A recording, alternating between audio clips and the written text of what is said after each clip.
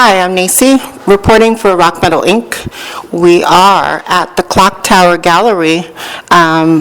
We're actually here because it's a special exhibit with the lovely and talented Nomi Ruiz. And she is going to explain her exhibit here. It's called Borough Gypsy. So we're going to knock on her door right now, okay? Hello? Here we are, Miss Nomi Ruiz. Hello. Oh, thank you very much. How are you? Mwah. Come in. All right. This is Nomi's house, I guess. Your apartment, right? My apartment, my mind, my brain. Welcome Yes. to my... Explain this section of this apartment. This is the intro room, which is sort of the beginning of my musical journey. And it's, my first album was called Lost and Lost, and this is kind of represents that portion of my world. This is the totes we had available. My cousin Ronnie Chima did all the silk screening, and this is the boombox we created. Right, real old school. For like a live show kind of effect to just give it a throwback. These are actually old. I know, I saw SWV, Mary J. Blige. Is this the kind of music you were listening to growing up? This is from the actual, the style of the new project, which I completed during my residency. And these are actually my first demos. Really? Wow. Yeah, when I was first recording, and they're only available on cassette tape, so I had this set up so people can experience. Right. Now, I know that your upbringing is in Brooklyn, right, in Sunset Park. Yeah. Tell me about what your childhood was like growing up in Brooklyn. It was a very passionate time. I think in the neighborhood was it was tough, and it was very on fire all the time, and whether it was like violent or passion or music, everyone was just very extreme about their feelings and their emotions and their passions, and I guess that really influenced me in how I create, and especially this project, which is my most personal musical expression, so that kind of really reflects in this record. Okay. Why did you decide to go back? Because I know you started as a solo artist, so now you worked on this project for so many years, and you started doing urban R&B, hip hop. You know, I guess that's kind of like the music you're most passionate about, right? Yeah, that's where my roots lie, or the music that really runs through my veins, what I really started being passionate about. And I kind of fell into dance and electronic music by chance, and it was just, as everything in my life, just part of my journey, you know. And but I had to really sacrifice my personal style for a while and just experiment. You know, everything I do reflects my personal style, but this was something very close to home that I had to come to terms with it needing the right time to be fully expressed. So I just put it to the side for a while and got, you know, indulged in the world of dance music, which I love, and which is also very fun and I'll always have. But it's nice to have this time to kind of go full circle and do something really super intimate where people can really get to know all the sides of who I really am. Who you are, right. Okay, so now we want you to give us a tour, all right? Come into the little living room space. So we're moving. For you, these are throughout the space you'll see lyrics from the actual album, like some lines that I thought were like, how did you create this whole? Did you decorate this whole entire?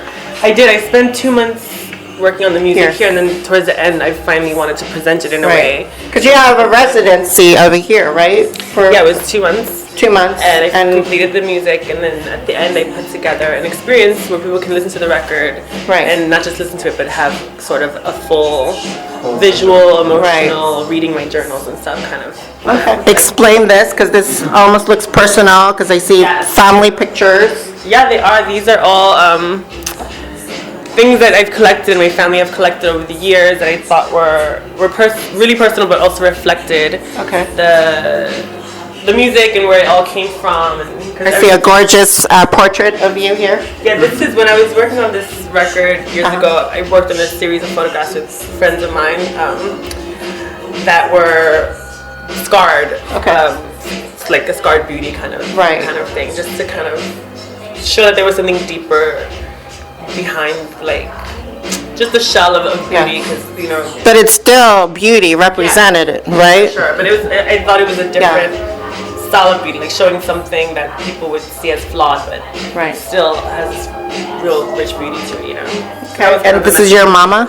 This is my grandma. Oh, your grandmother. Okay, all right. This is my mom. Yes. She was pregnant with me there. Oh. This is my brother when he was little. Okay. These are all this is costume that I received from a fan in Germany. And, this is actually some artwork that my very close friend, soulmate, creative partner, Eva Sanhudho did. Okay. She's a big part of my life, so she's also a big part of this exhibit, which you can see one of her pieces here, and she did the wall as well. Oh. Nice. She helped me install this whole thing, so her and I are partners in crime. And I see the screen projection here with a lot of voguing. This is actually a cassette tape I got as a gift years ago. This tape is from '93. Oh wow! And it are actual diaries and journals of mine that are literally that I'm always journaling and writing. Is that recent or is that from growing up when you were a teenager? This is very reformed schoolgirl. Yeah, this is the old school. Okay. One I'm talking about. Right. Guys, I don't even remember their names.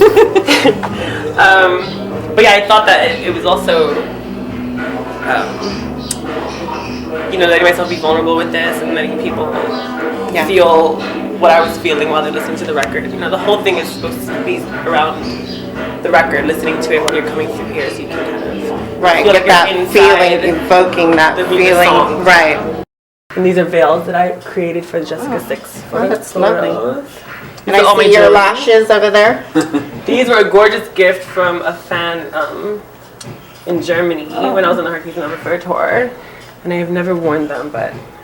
Do you get a lot of gifts from fans? I do. I get very, very sweet. I think this is a gift also. Someone just kind of locked on me while I was performing. This is from a song called "Burn All These Bones." Okay.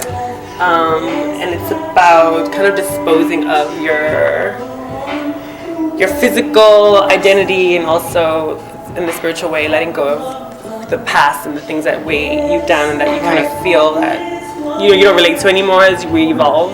Yes. And so that song was really about, it's kind of a ritual, the song. It's like literally burning pieces of you that you've kind of shut off and becoming a new person. All right, we're moving to another room. Come meet Dominique. Yes. All right.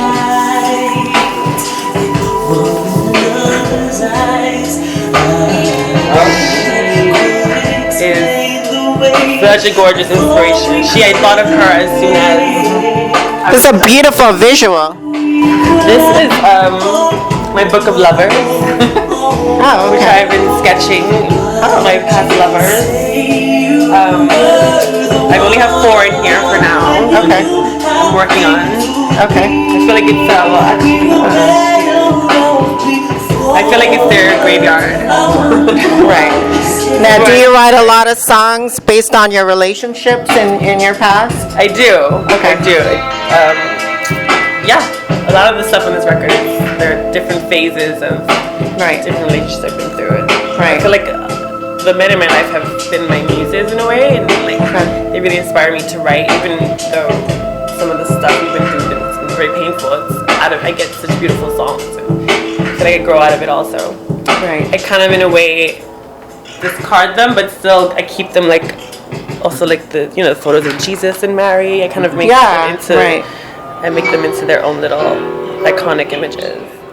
And these are actually love letters from one of my old loves from Rikers Island. Oh wow, okay. And there's a whole box of them here. Oh wow, okay. And when we had the opening, people literally were reading through them. Oh really? It was amazing. Yeah, it was so. I thought people would. Do you think that people were being evasive or were you being? They're hoping that they wouldn't be afraid to do so. I was actually watching to see how they would react, and some people were like, "Is that just there to look at, or can we read it?" And I was like, "No, they're there to."